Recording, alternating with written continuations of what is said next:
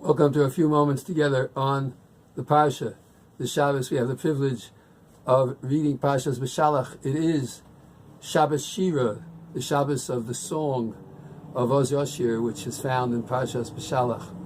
The entire experience of the Jewish people being enslaved in Mitzrayim, the place that is Meitzar, that's narrow and causes man to be enslaved, and Paro, and the one who enslaved them, the king, the idea of the difference between the Jewish people, the ones who were enslaved, and the king, Paro, the enslaver, is not only instructive because of the historical significance of what happened, but also because the entire event is symbolic of the nature of man and the fact that there are things in life that have a tendency to want to enslave one, and the desire for the human being to break out into freedom and to see the light and to come to a point in life where they feel they've accomplished and that they are successful and not being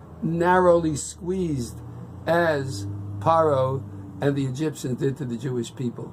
When they crossed the Yam Suf, the Reed Sea, and the Yam Suf split, and the Jewish people walked in between the dry land, while the waters came back and drowned the Egyptians.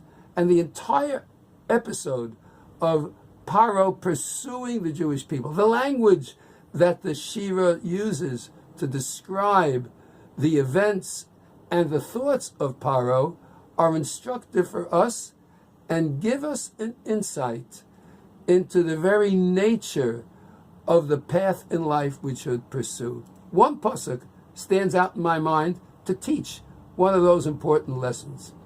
The pasuk can be found in Perik Tesvav, pasuk Tes, in the middle of the Shira.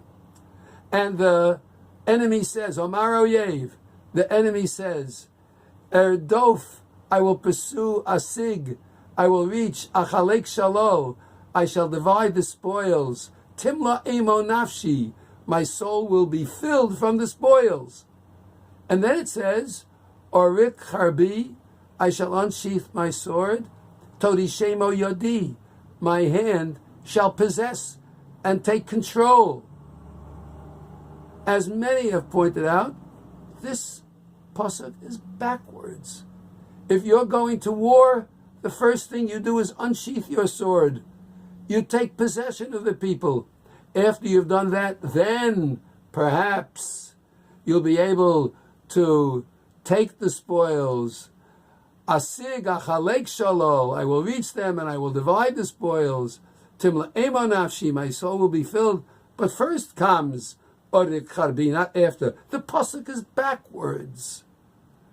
But I think it's instructive because the nature of the battle between the Jew who is being enslaved and his desire for full freedom to worship Hashem, and Paro that wants to enslave man to say that he was God and he can control, is symbolic in the backwards way Paro versed this sentence.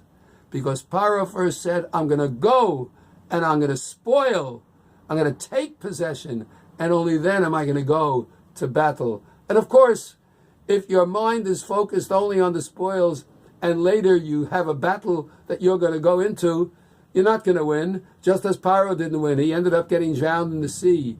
And so it is in life. Let's take an example from the very beginning of the Torah.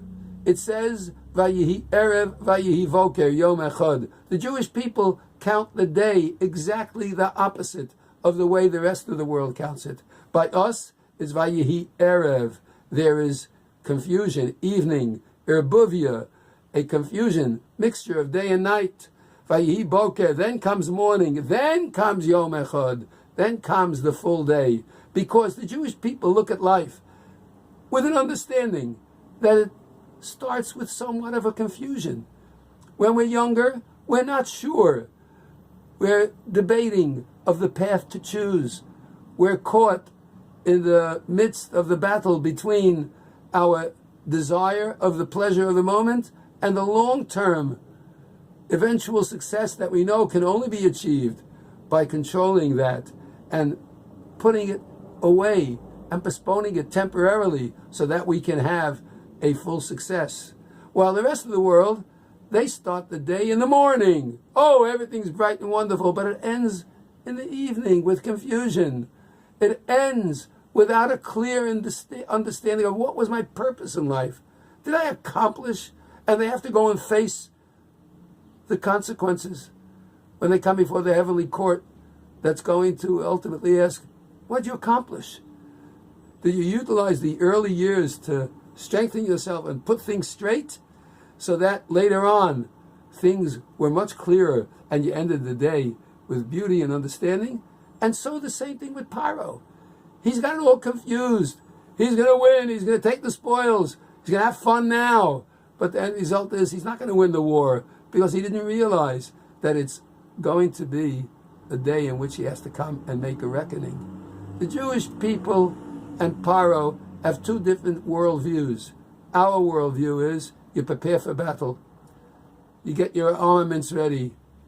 Prepared to go out and do those things in life which at first will be difficult, but ultimately will lead to success. Not, oh, I'm going to have a great time and have the success and the spoils right away. And only later we realize, what a waste of time. What a waste of foolishness. And now I have to go to battle and I don't have the opportunity to win. I get drowned in the sea that closes in on me because I didn't plan ahead and go with the Jewish people and walk through the Yam Suf.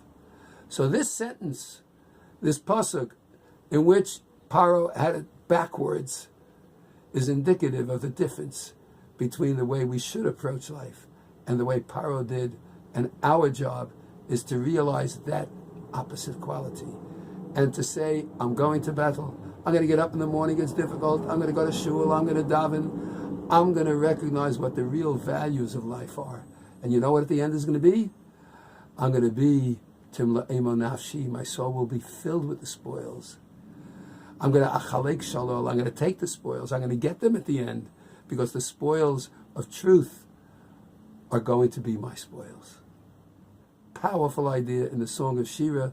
Hashem should bless us all that we should be worthy of singing the song of Oz Yashir, in which we have the order of life well in hand, straightened out, so that we take the true spoils of life, the ultimate reward of doing the truth. Have a wonderful Shabbos on this Shabbos Shira.